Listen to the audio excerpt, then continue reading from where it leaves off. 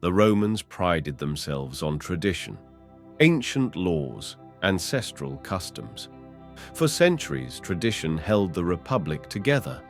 And then came Julius Caesar, a man who saw tradition not as a sacred thread, but as a shackle. He didn't just challenge Rome's way of doing things, he rewrote the rules entirely. And that's why he became unstoppable. Let's start at the Rubicon. The year is 49 BCE. The Senate issues a clear command to Caesar: disband your army and return to Rome as a private citizen. A tradition rooted in the very fabric of Roman law. No general may cross into Italy with his legions.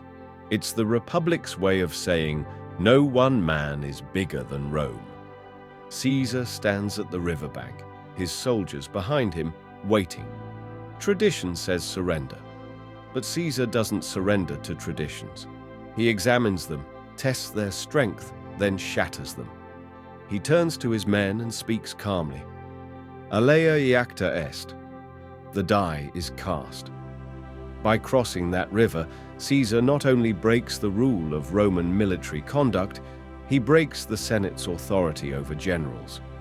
The rule doesn't just bend, it collapses. And he does it because he knows something essential. When a tradition serves only to preserve the power of a few, it deserves to be broken. And that's a key point. Caesar doesn't break the all-important rule to serve his own personal ends. He does it because the system is broken. Somebody needs to break it. Fast forward. Caesar is now the dictator of Rome.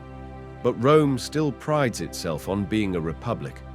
One unbreakable tradition: Rome has no kings. During the festival of Lupercalia, Mark Antony offers Caesar a crown 3 times. 3 times, Caesar refuses. It's a gesture meant to reassure the people. He respects their ancient hatred of monarchy. But look closer. Caesar isn't reinforcing tradition. He's manipulating it.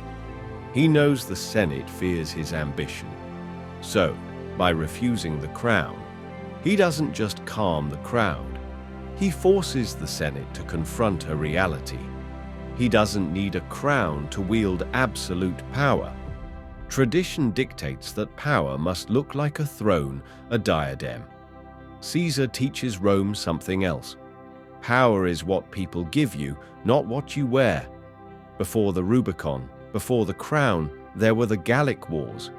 Caesar is in Gaul, expanding Rome's territory, but back in Rome, his political enemies are spinning stories of his ambition and ruthlessness. Tradition says that a general fights, and others write about it. Caesar changes the script, literally. He writes his own war commentaries, sending detailed reports to Rome, crafted to glorify his achievements and justify his campaigns. He knows that if he leaves his story to others, they will mold it to their own advantage. He doesn't just break the tradition of waiting for others to praise you. He seizes control of the narrative. And when those commentaries circulate in Rome, they don't just inform, they inspire. His soldiers become legends before they even return.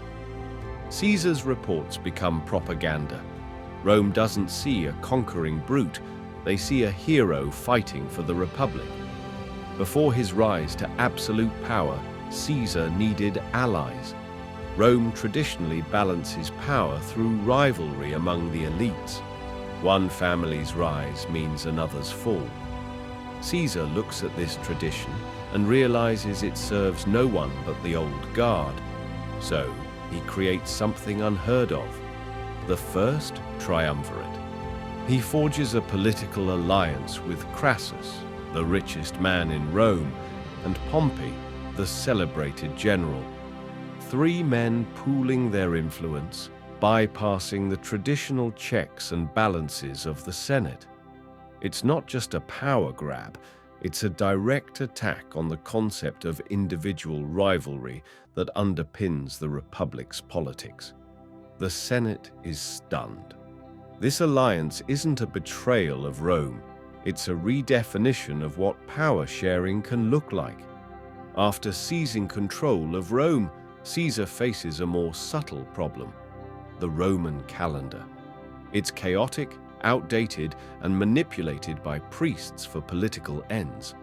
Tradition says that the calendar is sacred and must be managed by religious authority. Caesar doesn't just reform it, he revolutionizes it. He consults astronomers, standardizes the months, and creates the Julian calendar, a solar system that aligns with the year's natural cycle. Rome's calendar was a metaphor for its power structure: old, chaotic, resistant to change. By standardizing time itself, Caesar doesn't just make Rome more efficient, he proves that even time bends to a leader willing to challenge outdated norms. Caesar's life teaches us something uncomfortable. Traditions aren't inherently virtuous. They're constructs, often designed to keep power where it's always been. Caesar looked at traditions and asked not, "How do I honor them?"